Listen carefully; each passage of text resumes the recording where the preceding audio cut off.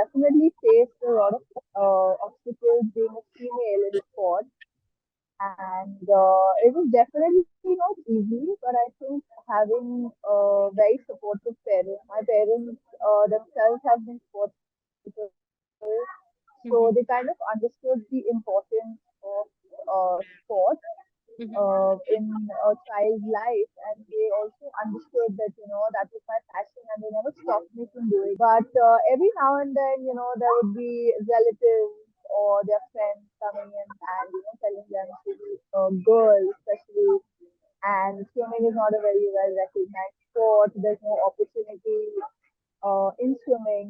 When I started swimming back then, there were no companies sponsoring athletes.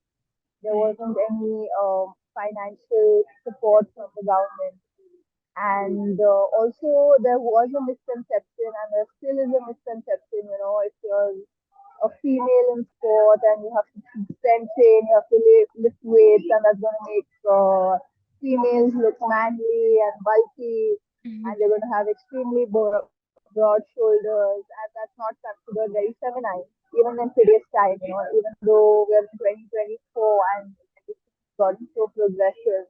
But you still have some parents coming in and telling you shouldn't lift weights, you're going to start looking manly, and so luckily for me, I never had problem with having broad shoulders, Oh, wow. and neither did my parents ever make me feel that I was I had started looking manly, or I was losing my feminine touch, because they realized that this was important to be better at the sport. And definitely, so I think if it wasn't for my parents and for how understanding they were through the entire process, I wouldn't have made it. So I had a senior called Aditi Jumatkar.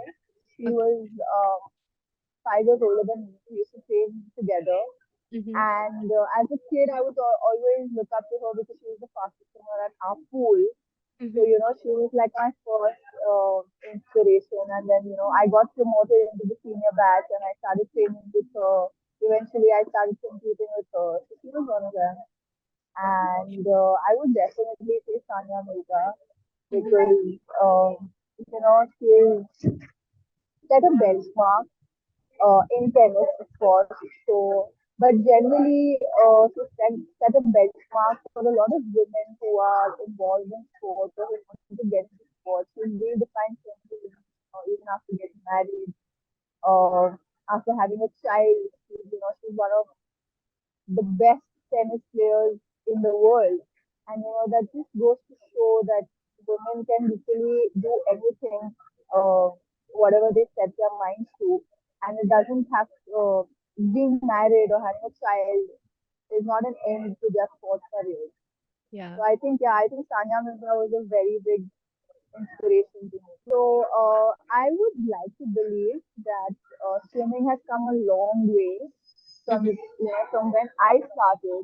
When I started, swimming was not very well known. It wasn't getting enough recognition. Mhm. But right now we see a lot of youngsters, especially girls, in getting into swimming. So the only advice I would like to give the parents is to support your child to the fullest. If they're passionate about the sport, Mhm. and if they really want to take it up as a career, then your support is the only support they'll ever need. If they have you in their corner, Mhm. um, no matter what the society says, or no matter what hardships they face in the pool, or from their teammates or their friends, they're going to be okay. Mhm. And swimming right now is gaining a lot of recognition. You have a lot of opportunities in terms of jobs if you make it to a good level. So I think to all the parents whose daughters are interested in swimming, please let them do the sport. It's actually a very good sport. It builds your character. It's a great overall body workout. It's going to make your children fit. It's extremely less injury prone, I would say, because there's no impact as compared to the other sports. And I would say it's the current generation is very smart. They are very strong. They are very intelligent. And a lot of times in the past we had concerns about safety for girls and women in terms of swimming, because they're wearing swimming costumes and they're walking around the pool. But times are changing, and believe in your girls that they can take care of themselves and they're going to surprise you. So my pre-swimming ritual would be having some black coffee with either a protein bar snack while foam rolling and doing my rehab exercises. Okay. Yeah. Right. So me being a sprinter, I'd definitely like my buddy to push me so that I can swim faster. So Okay. yeah, I think it would definitely be that. So I think butterfly would be Serena Williams Uh-huh. because she's nice, strong, she's aggressive, and that's what butterfly is about. It's Mm-hmm. I think one of the hardest strokes to do. Mm-hmm. Um, I think freestyle would be Sanya Mirza Mm-hmm. because you need a lot of finesse in that stroke, a lot of strength, a lot of power, and I think Sanya Mirza has that. Uh, Backstroke would be PV Sindhu, I think, Okay. because I think even though you have to be slightly aggressive, you have to be that in all the strokes, but it also requires, like if you look at backstroke, you watch someone do backstroke, it also looks very calming, and Mm-hmm. I think that's what she represents. When she's on the court, the way she handles herself, she seems pretty calm. So I think that would be backstroke, and I think breaststroke. Uh, I like to say Anushka Sharma. Okay, so for the long aerobic sets, because they are very, very boring, I would pick a very happening Bollywood playlist. Mm-hmm. There's something like that. Din tag is very fast, but doesn't make sense to take my mind off the aerobic set.